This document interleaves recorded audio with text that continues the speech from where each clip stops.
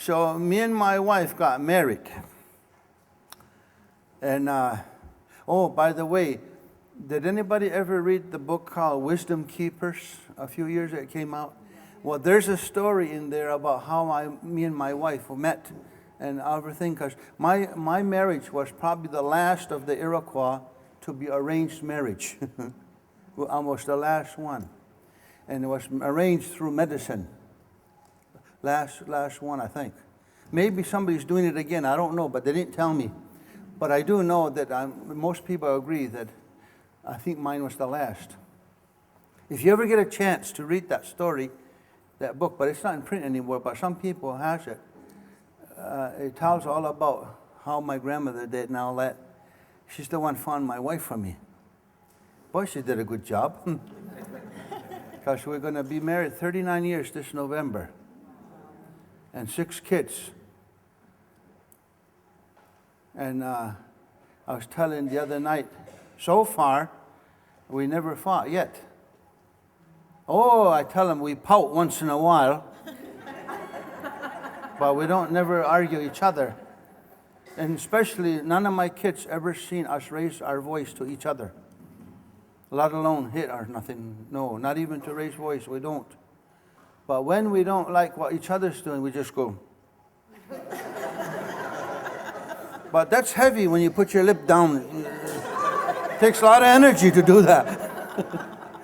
So we try to make up pretty quick.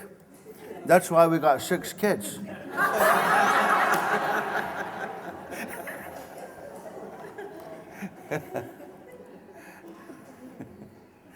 Well, anyway, when we did get married, I wasn't used to it.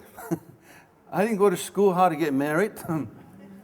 They don't have no university for that, not even a grade school for that. And that's a big thing to do. I mean, that is an involved thing. I mean, you touch emotions like you've never seen before. And I don't know why there's not an institution to teach you how to get married the right way. I mean, because that's a dynamic thing. It should be young people. And did you know that in older days, our young men and women were instructed? We had universities about how to prepare for marriage. That's what they call fasting and manhood and womanhood rights at the age of puberty. Is that how I say it right? Puberty? Is that what you call it? I was going to say property. But they did. And it's only good that they do, because that's how a young man knows about a woman, and that's how a young woman knows about a man, and how it's supposed to come together and work together. But today, it seems American or Canadian way, they go by cloud number 9. And I dare you to walk on a cloud. You'll fall right through real quick. There's no footing on there.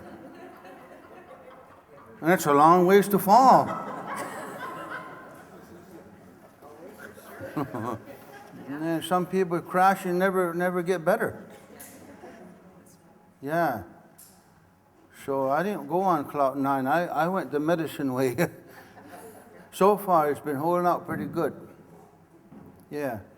But I don't talk to my wife, though. She'll tell you something else.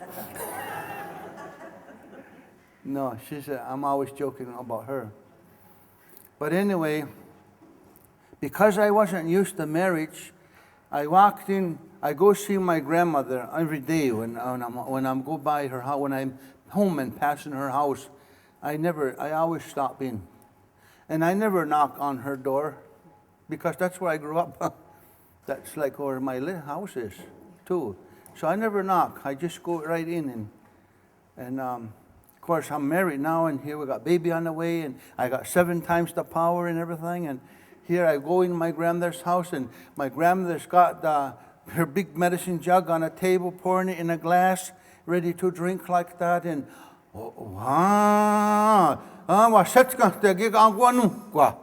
she says that to me. Jeez, I felt bad. And then I remembered the lights went on as soon as she said that. But I had given it no thought prior. I just walked right in, barged in like that. That's why they say when you're pregnant, man or woman, you're not supposed to go visiting people's houses unannounced.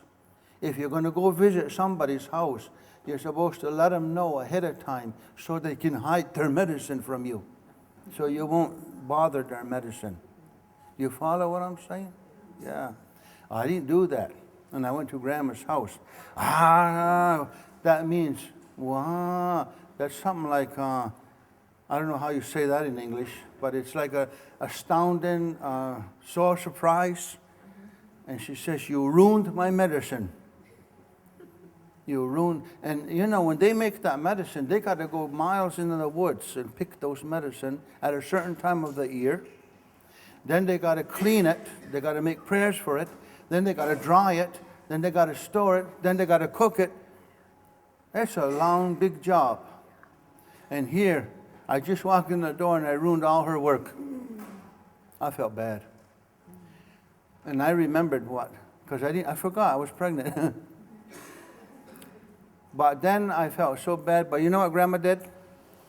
Ya te dio quiero. That doesn't matter. She says, come here. She knows she made me feel so bad. So she says, I want you to, this is my medicine. Just drink it, just one swallow. Okay. And then she says, put your finger in the jug. And she tipped it till my finger touched her medicine. Now my medicine is 7 times more power than it was before. Thank you. You helped me. But at first I thought I killed her.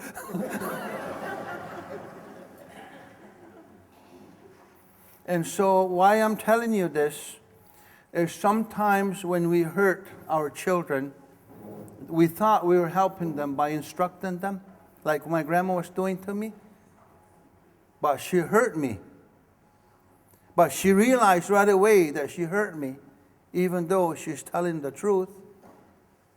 Now she's got some mending to do. So she turned the negative into the positive, just like that.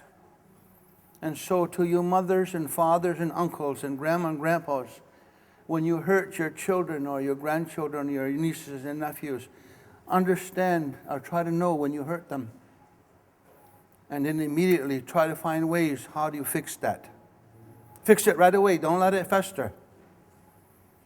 Because once it festers, it goes in the system of your psychology. Hard to get it done. Do it right away.